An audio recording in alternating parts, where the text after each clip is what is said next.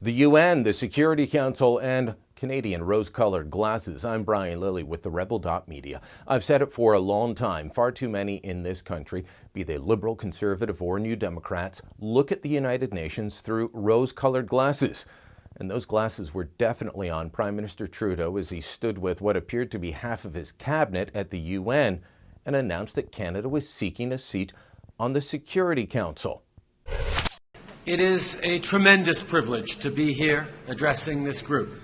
This is an important day for Canada and for Canadians, and I'm deeply touched that all of you chose to be a part of it. So today, I'm in New York to formally announce our intention to return to the UN Security Council table. My friends, it's time.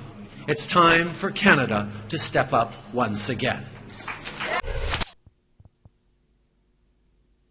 Really? It's a great day for Canada when we're looking at applying for a seat on the Security Council 5 years from now?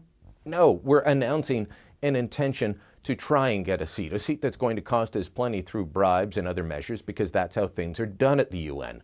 I'll explain more on that and give you some proof in a moment, but first off, let's look at what the Security Council is supposed to do and what they actually do. Because like the UN itself, people have an idealized vision of what the Security Council does. But they fail to live up to their mandate. They fail to do the job they're there for. The UN's own website spells it out clearly. The Security Council has primary responsibility under the United Nations Charter for the maintenance of international peace and security. How are they doing at that? Well, let's look up a list that I just rattled off the top of my head pretty quickly in an email to a friend when I heard about this. What has the United Nations done to stop North Korea from getting a nuclear weapon, from testing such weapons, from testing bombs that threaten all kinds of people in the Asian Pacific region? Not very much. The UN has been ineffectual. What about Iran and its attempts to get nuclear weapons, to test ballistic missiles just last week? It wasn't the United Nations that got in and negotiated the Iran nuclear deal, a deal, by the way, that doesn't actually stop much of anything. No, that was Russia and the United States and a few other countries getting together, but it wasn't the UN or the UN Security Council. As for the Security Council, they're divided on what to do about Iran testing a ballistic missile last week that the United States says is in clear violation of UN resolutions. Russia's going to protect its client state in Tehran. What has the United Nations Security Council done to stop the war in Syria? Not very much. They keep condemning people, but they haven't been able to broker an agreement. Again, the United States and some other countries got together and tried to negotiate a ceasefire. How's that working out? Has ISIS laid down their arms? No, they haven't. And speaking of ISIS, what did the UN do? What did the UN Security Council do to stop the march of ISIS through Iraq on the way to Baghdad? Zilch, Zippo, nothing. It was a United States-led coalition that stopped the march of ISIS towards Baghdad, that gave the Iraqi troops, the Peshmerga fighters, the Kurdish fighters, tools to push back on the ground while they launched airstrikes from above. It wasn't the United Nations Security Council stepping in.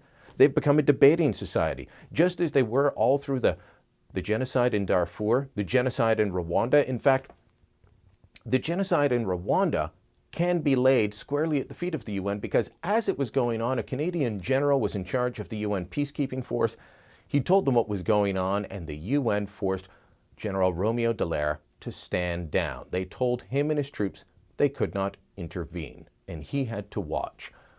I have a lot of problems with General Dallaire and some of his public policy stances, but that man was forced by his commanders to stand by and watch a genocide happen when they could have done something to step in and stop on behalf of the UN that he was there representing.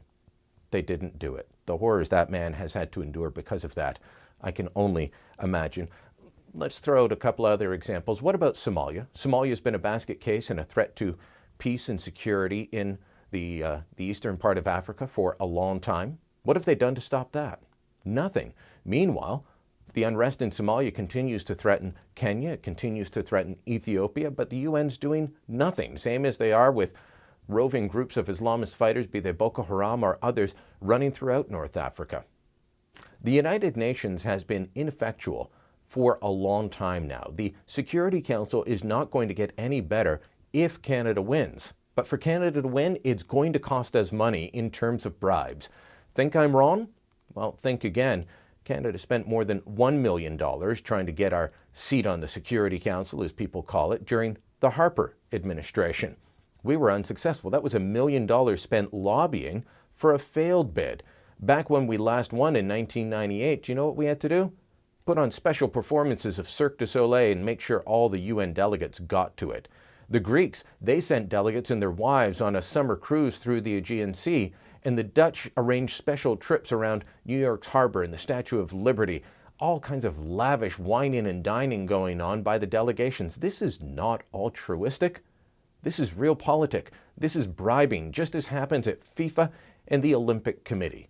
That's what's going to be going on for the next 5 years, all so that we can get on a seat on the Security Council, an organization that can't fulfill its basic mandate of trying to establish peace and security throughout the world. Talk about rose-colored glasses on Prime Minister Trudeau, but unfortunately, rose-colored glasses on too many Canadians that fail to look at the UN for what it really is. Thanks for watching. Click here to never miss a Rebel update. Want even more of the Rebel? Well, click here to become a premium member.